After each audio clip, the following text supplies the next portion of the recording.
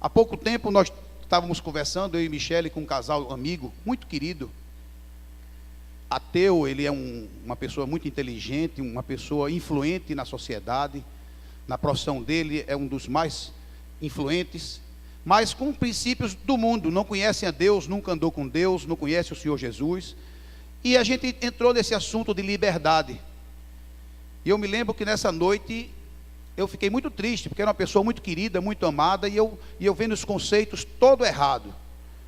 Começamos a falar do que tudo era possível. Ele disse, não, tudo pode, a pessoa é livre para fazer o que quer. Aí falamos sobre textos que são discutidos todo dia na sociedade, falamos sobre prostituição. Pode, claro que pode, ela não quer, o outro não está pagando, então pode, é livre, não são adultos.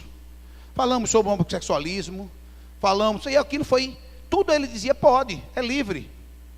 Aí eu disse, e sexo grupal? Ele disse, claro, não são todos adultos, não pode com criança. Aquilo foi me chocando de um jeito.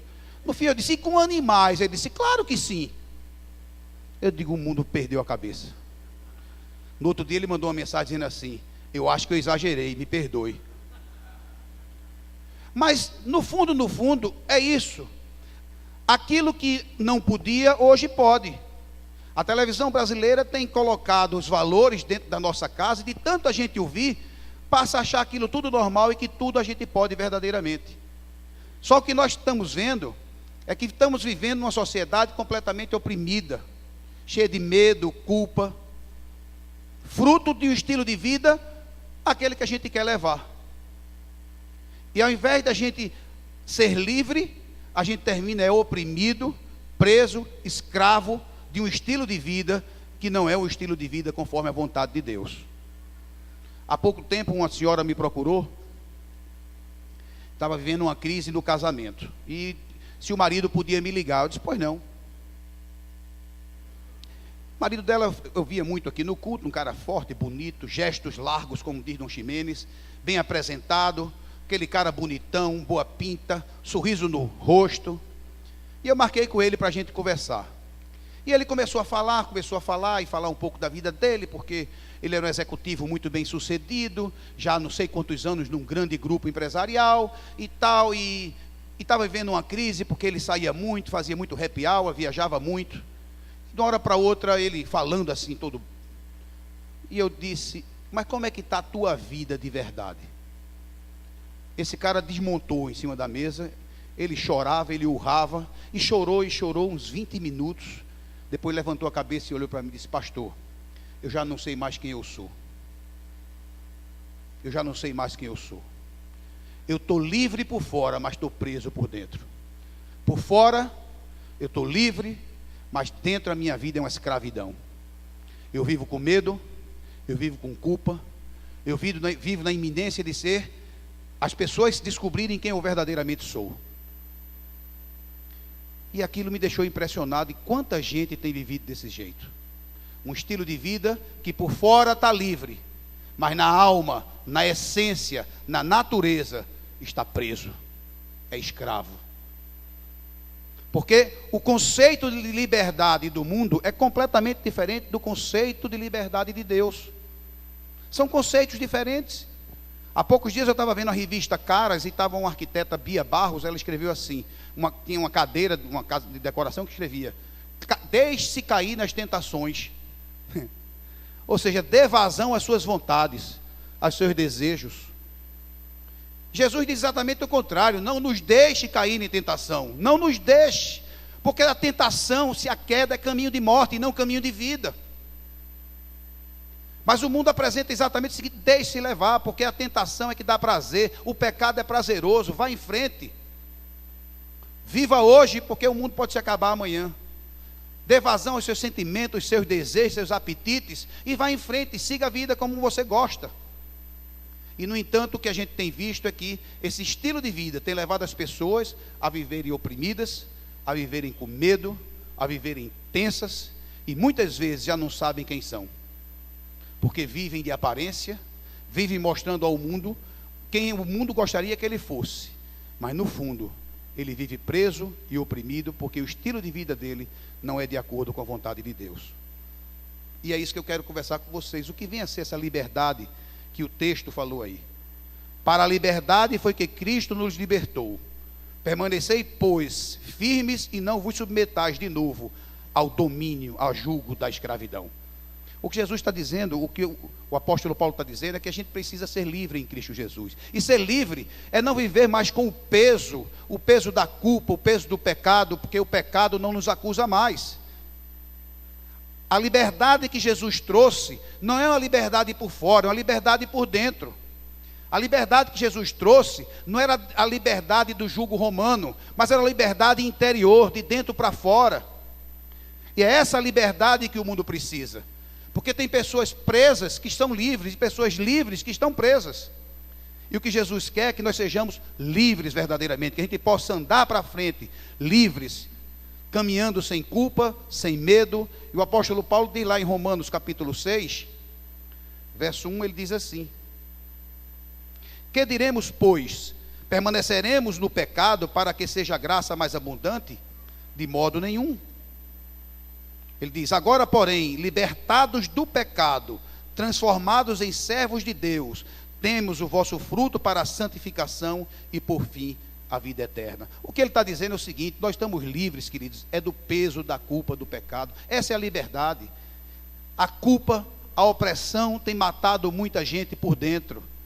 Consegue viver uma vida de aparência, muitas vezes fugindo desta vida de aparência através de uma vida de excessos, seja na compra, seja na bebida, seja no álcool, seja nas drogas, seja no sexo, seja na internet. Vai buscar nos excessos uma forma de aliviar a dor da opressão, porque não quer usufruir a gratuidade da graça de Deus, a gratuidade do amor de Deus. É isso que ele está dizendo: o pecado já não nos acusa mais. O pecado não te acusa mais. Se tem alguém acusando você, não é Deus. Estamos livres, livres exatamente porque o pecado ficou para trás. A cruz foi anulado, todo o meu estilo de vida. Somos livres do pecado, mas não somos livres para pecar. Também tem isso, viu? O pecado já não nos acusa, mas nem por isso a gente pode viver qualquer estilo de vida, como Paulo disse aí. E daí, haveremos de continuar pecando porque não estamos debaixo da lei e sim da graça? Ele diz: de modo nenhum. Onde abunda o pecado, superabunda a graça. É verdade. Mas isso não justifica que eu continue na vida que eu tinha. Eu tenho que mudar meu estilo de vida. Certo de que eu não serei nunca mais acusado pelo pecado. Posso andar livre. É liberdade e não libertinagem. Muita gente confunde libertinagem com liberdade. Eu sou livre porque eu posso andar sem nenhum tipo de acusação. Eu não tenho mais culpa. Na cruz o Senhor Jesus ali levou toda a minha culpa, anulou. Eu só olho para frente, mas eu não sou livre para fazer o que eu quero, o que eu bem entendo. Porque eu tenho um norte, eu tenho uma direção que é dada pela palavra de Deus. Esse é o nosso direcionamento. E Paulo continua lá em Romanos capítulo 6, 14 e 15, quando ele diz de novo: porque o pecado não terá domínio sobre vós, pois não estáis debaixo da lei, e sim da graça. E daí haveremos de pecar porque estamos debaixo da lei e não e sim da graça? Claro que não, de modo nenhum. Nós estamos livres, queridos. É liberdade sem libertinagem. É entender qual é o propósito de Deus para a nossa vida, caminhar livre, sem o peso da culpa, sem a responsabilidade de fazer algo para nos livrar do peso, porque já foi feito. Isso é que é a liberdade. Isso é que a gente anda livre. Paulo, preso, estava livre. Quando ele dizia: eu estou contente. Estou contente em qualquer, independente da situação externa, eu estou contente. Eu estou feliz, porque eu estou livre dentro.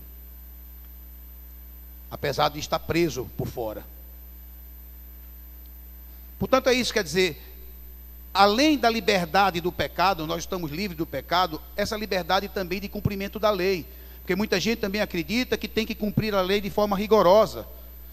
Só que a lei não é sistema de salvação. Nós não somos livres porque libertos por Cristo, porque cumprimos a lei.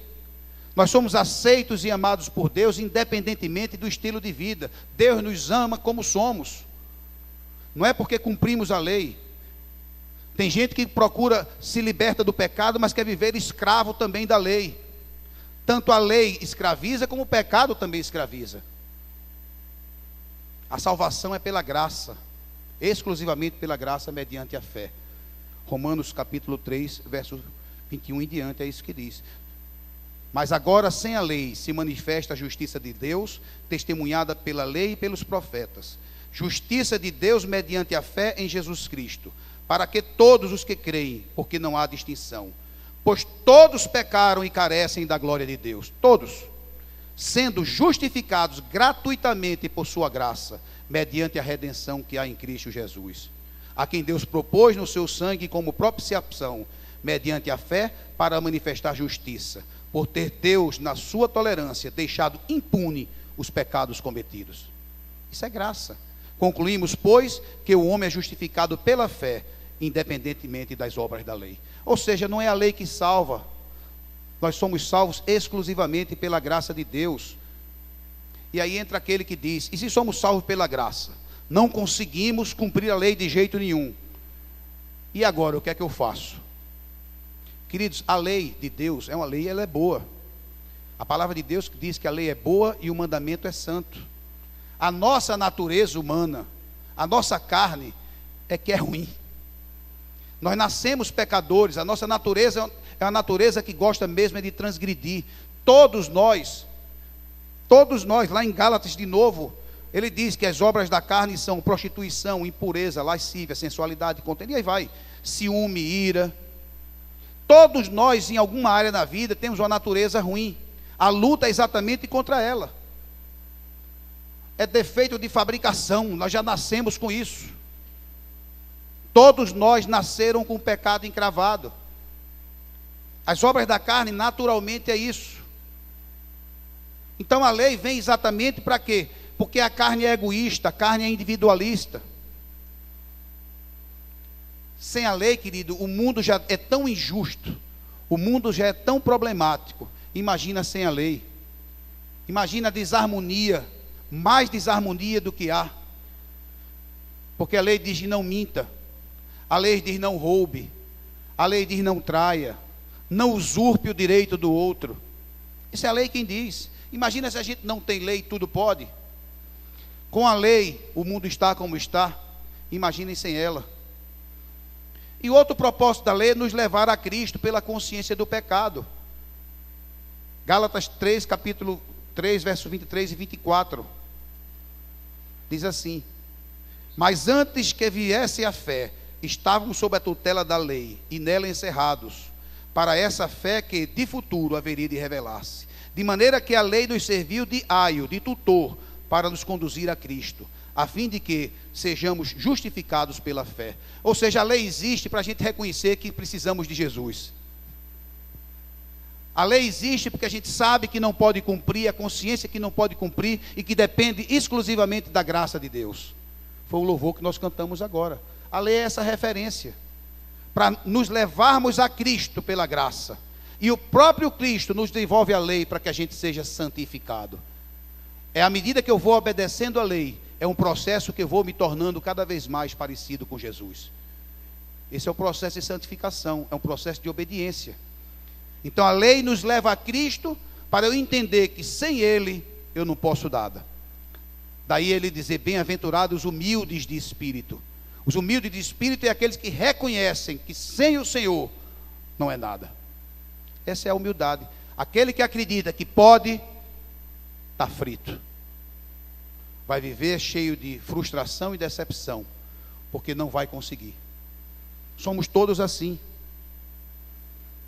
Caio Fábio escreveu o seguinte: a lei deve ser vista como referencial de perfeição, como base dos princípios de Deus para a vida, e a mola propulsora do exercício cristão, sem porém exercer um poder escravizador.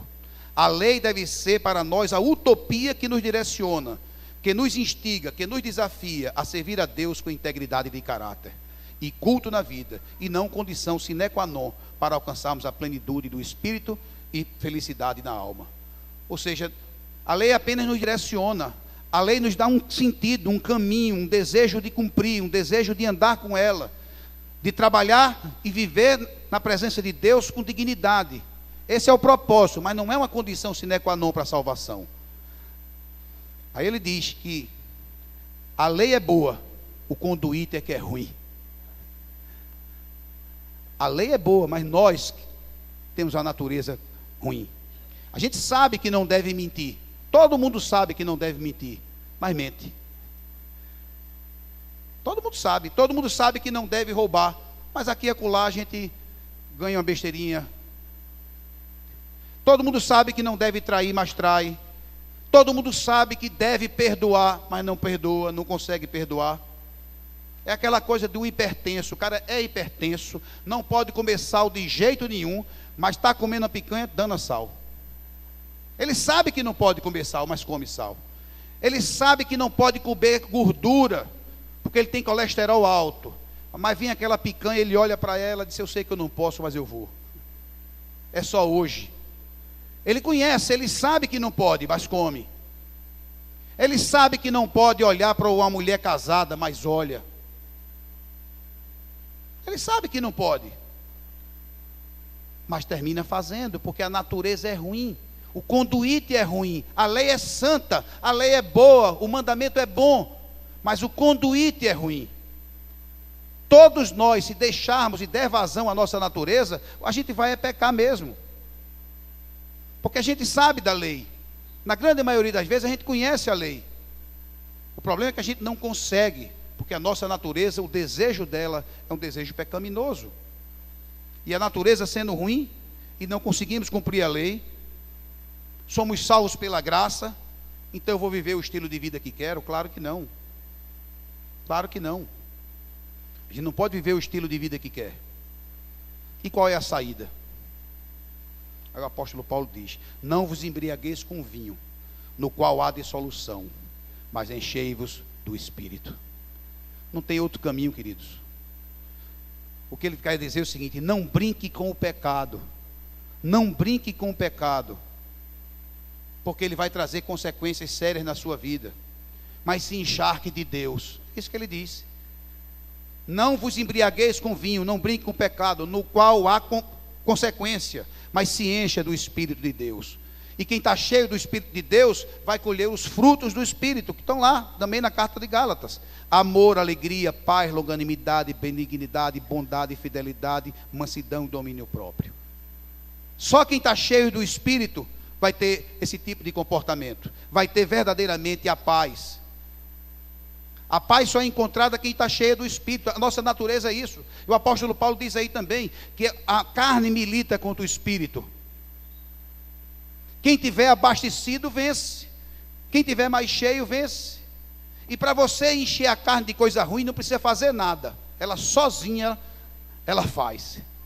O que a gente precisa é se encher do Espírito, andar perto de Deus. A verdadeira paz, a verdadeira liberdade está lá em Romanos de novo, Romanos capítulo 8, versos 5 e 6. O apóstolo Paulo diz assim: porque os que se inclinam para a carne cogitam das coisas da carne, mas que o que se inclina para o Espírito, das coisas do Espírito. Porque o pendor da carne dá para a morte, mas a do Espírito dá para a vida e paz. Portanto, queridos, ou eu me encharco de Deus para ter paz, ou eu não vou encontrar a paz. Eu vou encontrar o prazer que o mundo traz. Eu vou encontrar,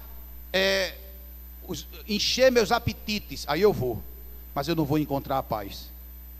A paz só vai acontecer quando eu me inclinar para as coisas do Espírito. Não tem outro jeito. É cheio do Espírito, é andando com Deus, que eu vou poder conseguir vencer a carne. Não que todos nós, sem exceção, não tem nenhum aqui, a começar pelo quem estão no altar, todos temos a natureza, o desejo do pecado. Como é que a gente vence isso? Cheio do Espírito, encharcado de Deus, oração, jejum, leitura da palavra, comunhão, serviço. Quanto mais perto eu tiver de Deus, mais influenciado eu serei por Ele, e mais força eu terei para vencer a minha natureza pecaminosa. Não tem outro caminho. Não tem outro caminho. E a gente que pensa que está livre, muita gente pensa que está livre, mas na realidade está escravo, está preso. Quanto mais cheio do Espírito, menos desejo eu tenho. Quanto mais encharcado de Deus, menos desejo de mentir, de trair. Porque é assim, se eu estou com um tanque cheio de Deus, cheio de amor, eu não sinto necessidade de dar vazão à minha natureza. Só assim. E os desejos, queridos, precisam ser crucificados. É isso que Jesus diz lá no sermão. Lá ele diz assim: se alguém quiser vir após mim, a si mesmo se negue, tome sua cruz e siga-me. Se alguém quiser vir após mim, quer andar comigo, tome sua cruz. Tomar sua cruz como instrumento de morte. Pegue seus desejos, suas vontades e coloque na cruz. E depois siga-me. E logo em seguida ele diz: quem não quiser abrir mão do seu estilo de vida de hoje, vai perder a vida. E aqueles que querem perder o estilo de vida que levam hoje, vai ganhar. Parece uma grande contradição, mas é a palavra de Deus. É assim que Deus quer.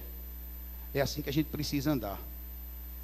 É preciso colocar na cruz todos os nossos desejos, nossas vontades, nossos apetites, seja quais forem. Eu não sei quais são os seus.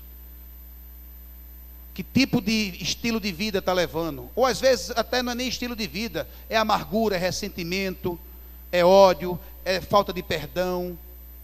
São feridas emocionais, feridas que foram geradas ao longo da vida, que gera uma vida realmente amarga, uma vida com raízes de espinhos. É preciso colocar no altar do Senhor e pedir pela graça dele e andar livre. Não interessa o estilo de vida que você teve ou que você levou. O Senhor está dizendo o seguinte: é pela graça que a gente vai caminhar. É hora de entregar no altar do Senhor. E não tenho dúvida, queridos, que muitos que estão aqui esta noite estão vivendo de alguma forma uma escravidão, porque não conseguem se libertar. Pode ser de um pecado, pode ser de alguma coisa que ele não consegue largar. Às vezes tem até o desejo, como o pastor Carlos Alberto pregou aqui, o laço do passarinheiro. É melhor ser escravo do que ser filho do pecado. Ele falou disso.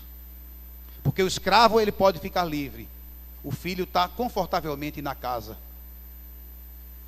Então você pode estar preso a um estilo de vida que não é legal, que você não está conseguindo sair, como aquele homem que eu atendi no gabinete. Ele dizia assim: eu não sei nem por onde começar. Eu digo: você já começou. Você já começou.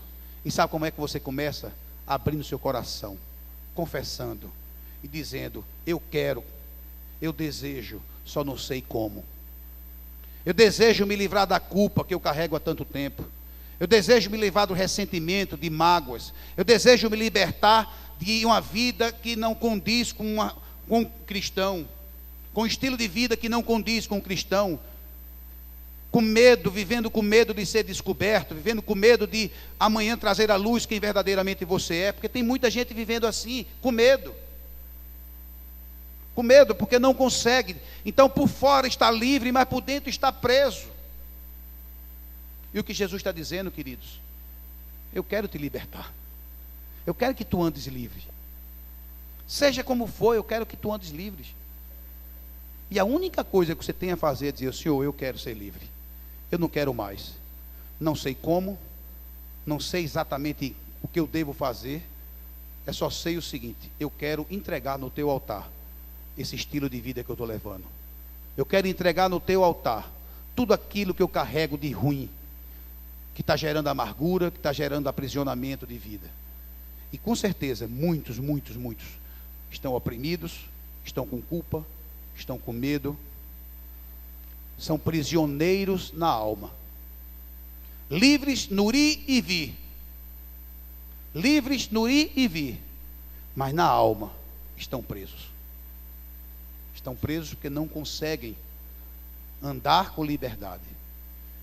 Anda livre, verdadeiramente livre, aqueles que andam com Deus. A liberdade está em depender de Deus, porque o pecado já não me acusa mais. Eu já não olho para trás. Se tem alguém acusando você ou enchendo o seu juízo de culpa, não é Deus, é o diabo. Porque o Deus que andamos, o Deus que servimos, é um Deus que nos liberta e que vai dizer assim: filho, tu estás perdoado, segue em frente. Nenhuma condenação há para os que estão em Cristo Jesus. Nenhuma. Nenhuma. Se não tem condenação, eu estou livre. Porque somente os que não estão livres, os que estão presos, é que podem ser condenados. Se nenhuma condenação há, é porque eu estou livre, eu estou liberto. Agora, para isso, eu tenho que me encharcar de Deus. Não tem outro caminho. Se você der vazão ao seu estilo de vida, se você continuar sendo abastecido pela mídia, pela televisão, pelo jornal, pela imprensa, pela internet, e deixar que isso alimente a sua vida, você vai ficar presa ou preso. Livre é aquele que está encharcado de Deus e anda conforme a vontade de Deus, porque anda sem culpa, anda sem medo, anda livre. A vida é a vida. Tem problema? Tem dificuldade? Tem, mas somos livres no Senhor. Nós vamos cantar um louvor. Um louvor e vamos orar. Eu não sei o que é que tem lhe aprisionado. O que é que está prendendo a sua alma. O que é que tem lhe acusado. O que é que você não tem conseguido perdoar. E tem sido fonte, raízes de amargura na sua vida. Que você não consegue andar livre. Porque está preso a algo lá atrás. Às vezes é lá atrás, às vezes ficou lá atrás, mas a gente continua preso, porque não consegue ser livre.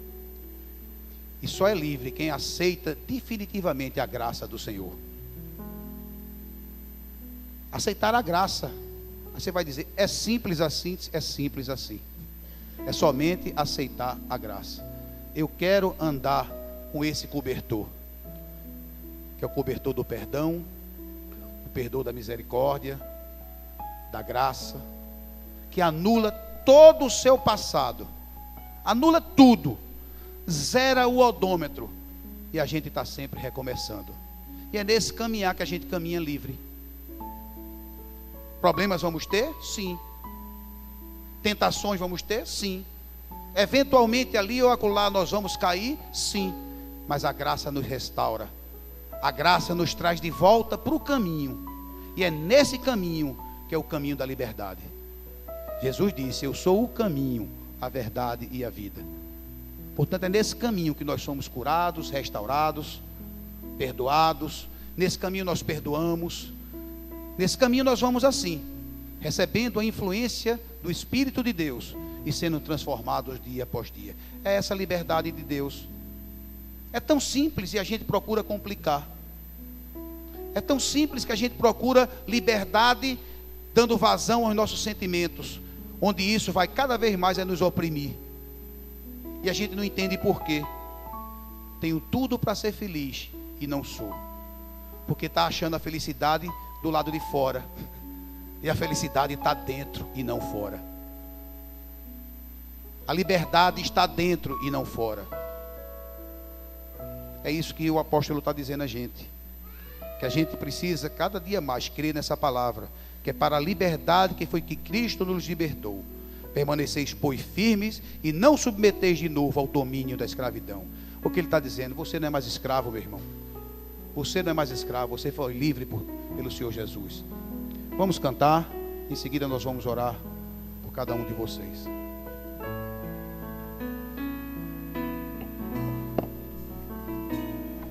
De todas as provas que eu já passei, é bem difícil, Senhor, a gente ter que ouvir acusações do vil tentador,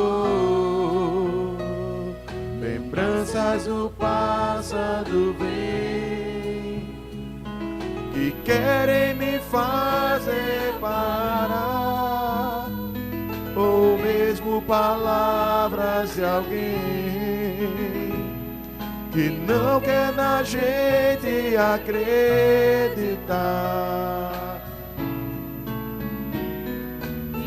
quase parando, sem força e vigor. O que fazemos? A gente ler a palavra e encontra bastante poder para vencer e continuar a jornada. E ver que o passado ficou para trás, pois Cristo na cruz tudo já venceu. E saber que dele não lembra mais, eu canto pra glória de Deus. Nenhuma condenação há para quem está em ti, Jesus, cuja vida coberta está pelo sangue que desceu da cruz. É certo que provas virão, investidas o vil tentador, mas nenhuma condenação há para quem está em ti, querido Senhor. Se está tão difícil assim na tua vida, lembra que Jesus está juntinho de ti. As provas vêm, as dificuldades vêm, as angústias vêm, mas Ele está sempre pronto a te sustentar pela mão. Se, pois, Jesus te libertar, verdadeiramente tu serás livre. Curva a tua cabeça, fecha os teus olhos. Tu que estás nos acompanhando na internet, que tu tomes posse desta palavra, que o Espírito de Jesus te liberte das prisões, dos cárceres nos quais tu te sentes aprisionado. Senhor Jesus, faz isto agora. Dá força àqueles que vieram à tua casa machucados, carregados do fardo de culpa, de tristeza, de ressentimentos, de mágoas, de promessas feitas que não puderam cumprir. Derrama, Senhor, sobre todos nós a graça de Jesus. Derrama sobre cada filho teu que se encontra desejoso de se tornar livre, a tua graça, o teu amor e a tua misericórdia. Sustenta-nos com a graça que é indescritível, para que nos tornemos livres e verdadeiramente livres, em nome de Jesus. Amém. Que Deus nos abençoe.